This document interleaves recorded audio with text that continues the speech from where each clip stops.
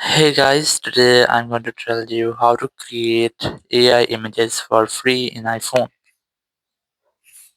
If you're using any iPhone and you want to create AI images for free, so let's see how can you do that. So there are various ways to create AI images using different tools, but a lot of tools don't have free versions, or in free version they have many limitations. So if you want to create images for free in your iPhone without any limits, you just have to open your WhatsApp app.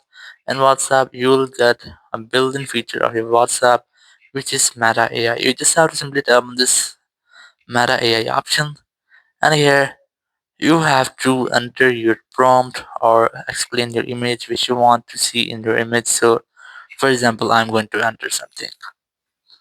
So here you can see I have entered a short prompt which is create an image of a child driving a cycle. So just tap on this send option and Meta AI will start generating the photo.